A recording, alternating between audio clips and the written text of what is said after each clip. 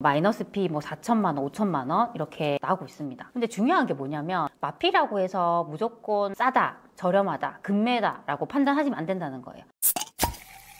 세리치님, 요즘에 경기도 광명에 입주 물량이 굉장히 많아가지고 분양권 매물도 마피가 좀 나온다고 하는 얘기를 들었어요. 혹시 지금 광명 마피 사는 거 좋을까요?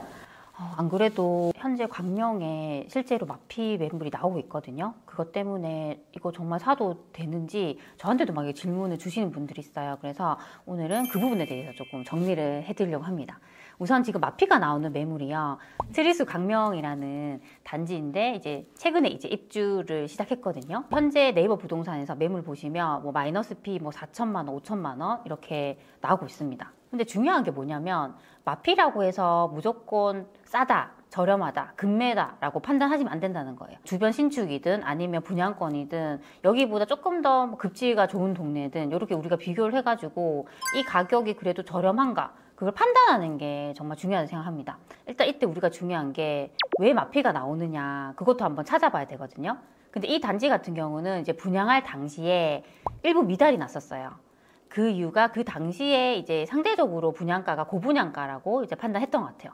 근데 이게 이제 무순위 청약을 하잖아요. 이렇게 하면서 다 소진됐습니다. 근데 그때 요 단지 같은 경우는 주변에 있는 다른 매물과 비교했을 때 84형, 30평대의 일반 분양 매물이 좀 많은 편이거든요. 그러다 보니까 실수요자들도 이걸 했지만 투자자들도 그 당시에 무순위 줍줍을 좀 많이 했던 것 같아요. 근데 그런 분들 같은 경우는 이제 대부분 실입주를 하기보다는 입주할 당시에 전세를 많이 놓으려고 하거든요. 지금 광명 같은 경우는 원래 입주 물량이 많아요. 그렇다 보니까 전세가가 많이 눌리거든요. 특히나 원래 입주장의 전세가 평소보다도 시세보다 낮아진 경우가 많은데 광명 같은 경우는 원래 입주 물량이 또 많다 보니까 그런 영향도 있는 것 같습니다. 그러다 보니까 지금 33평의 전세 매물이 4억 8천, 5억 정도에 나오거든요. 매물이 11억 정도인데 전세가 만약 5억이다. 내 돈이 6억이 필요하잖아요. 그러니까 이 돈이 있는 사람은 소유권 이전 등기를 할 수 있지만 없는 분들은 급하게 내놔야 되거든요. 제가 봤을 때는 그런 매물이 아무래도 많지 않나라는 생각을 합니다. 또 이런 상황에서 실수요자분들 같은 경우는 그래도 마피이고 하니까 내가 여기 실입주를 하는 것도 괜찮지 않을까 생각할 수 있죠. 그렇죠?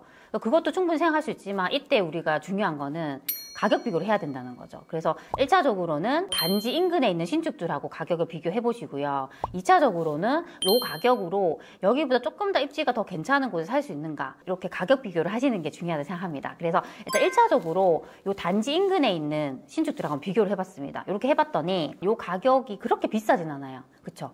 철산역 인근에 있는 신축들이 거의 12억, 13억 정도의 30평대가 나오거든요. 걔들하고 비교해도 그렇게 비싼 건 아니다라고 볼 수 있습니다. 그러면 이제 중요한 거는 얘를 2차적으로 입지가 더 좋은 다른 급지에 있는 그런 동네들하고 비교해보는 거죠. 이제 첫 번째로 하남에 미사강변 신도시가 있습니다. 미사강변 신도시 같은 경우는 하남에서 제일 입지가 좋은 동네거든요. 거기 지금 30평대를 얼마에 살 수 있냐면 거의 11억에서 12억 정도 있으면 살 수 있는 거예요.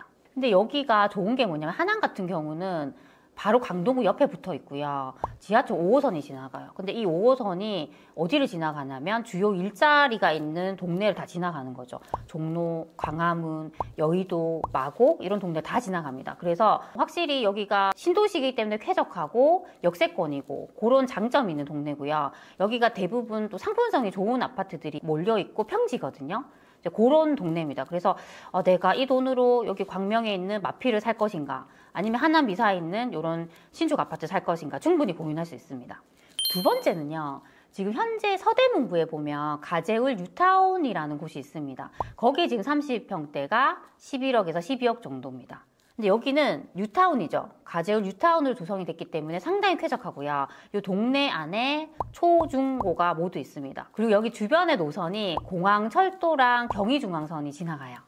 두 개의 노선이 이제 지나간다는 게 장점이고요. 여기 가재울 중학교 같은 경우는 서대문구에서도 중학교 학군으로 3위 정도예요. 그래서 학군도 괜찮은 동네입니다. 그리고 여기는 서울이잖아요. 근데 아까 거기는 광명이잖아요.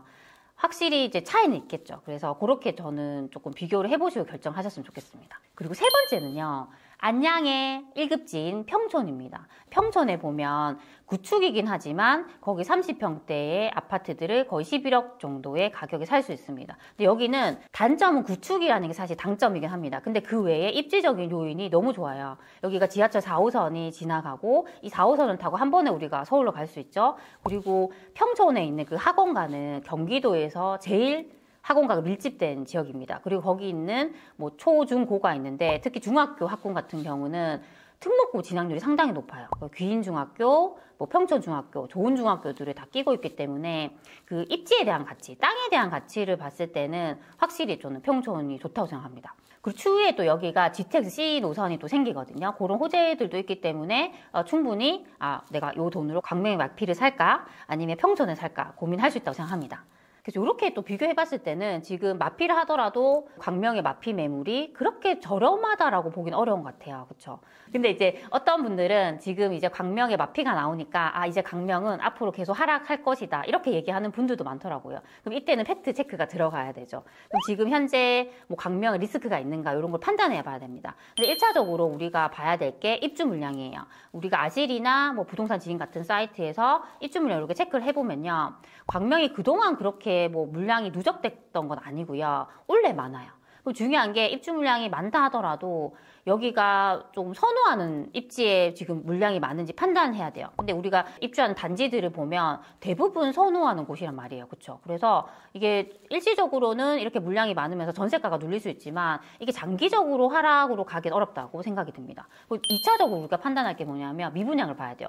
만약에 이런 상황에서 미분양이 많다. 그러니까 미분양이 많다라는 것은 광명에 사는 사람들이 새 아파트를 원하지 않는다는 거죠. 수요가 없다는 것인데 이렇게 지표를 보면 미분양이 그렇게 많지 않다는 얘기죠. 그렇죠? 수요는 있다는 얘기거든요. 일시적으로 이제 입주 물량이 원래 많기 때문에 그래서 지금 마피가 나온다고 저는 생각합니다. 그리고 세 번째로 또 체크할 게 뭐냐면 최근에 이제 청약했던 단지의 경쟁률을 보는 건데요. 광명에 지금 미분양을 보면요. 최근까지 거의 없다가 지금 최근에 360개 정도가 늘었거든요. 그럼 이때 중요한 게 지금 미분양이 난 단지가 어떤 단지인지 알아내야 되고 입지적으로 상당히 괜찮은데 만약에 미분양이 낮다라고 하면 리스크가 있을 수 있겠죠.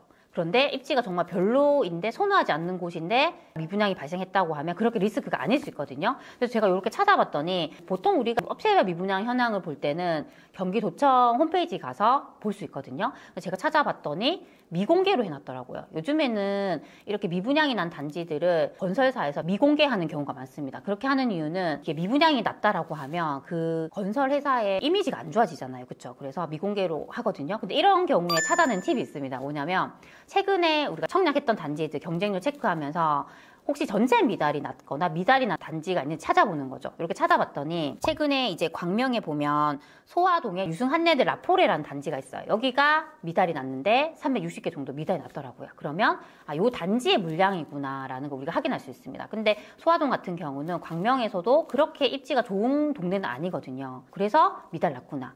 요게 나중에 소진이 되면 큰 리스크가 없기 때문에 이게 이제 나중에 소진이 되는지를 좀 판단하시면 좋을 것 같습니다. 그래서 이렇게 좀 정리를 해드리면요. 오늘은 광명에 마피가 나오는 분양권에 대해서 좀 말씀을 드렸는데요. 이때 우리가 마피라고 해서 무조건 저렴하다라고 판단하시면 안 돼요. 그러니까 이게 정말 저렴한가 아닌가를 가격 비교를 잘 하시는 게 중요하고요. 지금 우리가 봤을 때는 광명에 큰 리스크가 있는 건 아니거든요. 최근에 일시적으로 미분양이 늘긴 했지만 한 단지가 그런 거라서 그게 또 소진되면 또 미분양 리스크는 없습니다. 그리고 지금 입주 물량 같은 경우도 계속 누적된 게 아니라 원래만 많아요. 그렇죠? 그래서 요것만 이제 지나가면 큰 리스크가 없기 때문에 제가 봤을 때는 그렇게 마피가 나온다고 해서 광명의 큰 리스크는 아니라고 생각합니다. 그래서 그런 것들을 좀 잘 판단하셨으면 좋겠습니다. 최일진님 말씀을 종합해보면은 광명의 마피 실거주자라면은 좀 고려해볼 수 있지만 투자자라면 같은 금액으로 다른 지역을 보는 것도 괜찮다라고 하셨는데 다른 지역이랑 비교해서 광명이 좀 저평가됐는지 저평가가 아닌지 이런 거를 좀 알아보려면 어떤 방법으로 그걸 찾아보면 될까요?